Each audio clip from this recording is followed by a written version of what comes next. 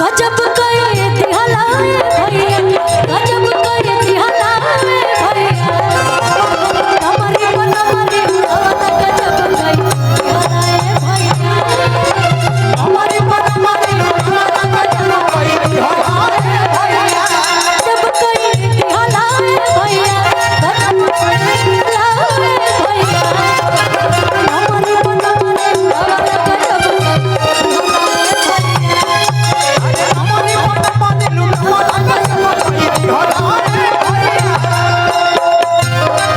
टीटू भैया के बहुत बहुत धन्यवाद। किशन प्रताप सिंह, चंदन सिंह और भानु भैया के बहुत बहुत धन्यवाद इतना सम्मान देवे खातिर, अपन आशीर्वाद देवे खातिर।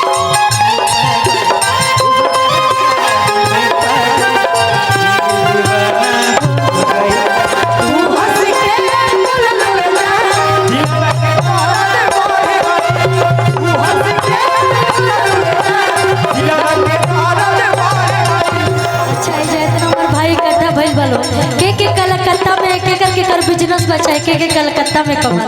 कोई ऐसा यहाँ पे है कि बा काय की देखिए मेहरारू के सबसे ज्यादा डर ये होला जब उनकर पति कलकत्ता में कमाए जाले काहे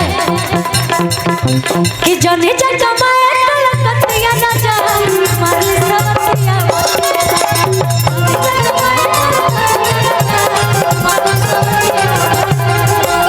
पीछे हो जाइए, थोड़ा आप लोग पीछे हो जाइए, आराम से, इतना जगह है। अरे जानी जगह तनी सर वो सब आराम कर लीजिए, तनी आराम कर लीजिए आप लोग। मैं अभी आप बुला लूंगी और मेरे भानु भैया, चंदन भैया सभी लोग उपस्थित हुए तो मैं भैया के लिए बोलूंगी।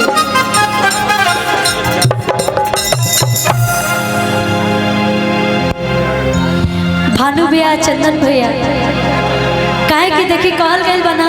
कि खून के रिश्ता से बड़ा दिल का रिश्ता होता है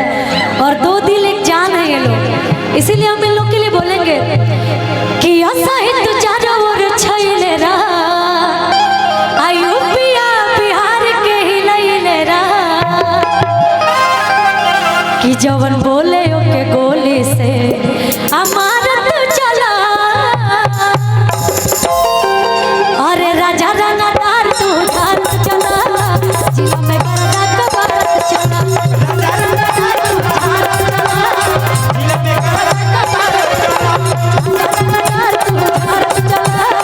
जिला में करना कबार चला रंगदार तू धार चला जिला में करना कबार चला। लेकिन देखिए जेकरा जो बहन की लाइफ में आप जैसन भाई होके वो ये कहे कि इनका रहते बोल रे पगली कवना बात के चिंता बा इनका रहते बोल रे पगली कवना बात के चिंता बा। आज जब हम बलिया जिला में आए बनी तरवा सबके आशीर्वाद से और वो सबके भरोसे आए बनी कहो कि हमारा के हाथ लगा दी जब ले भैया जिंदाबा हमारा के हाथ लगा दी जब ले भैया जिंदाबा हमारा के हाथ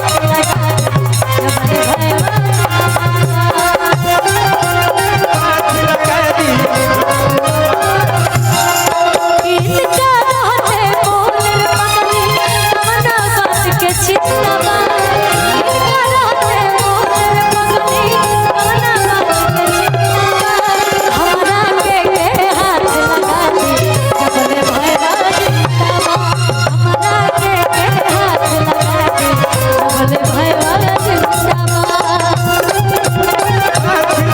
दी जब ले भैया जिंदाबा और एगो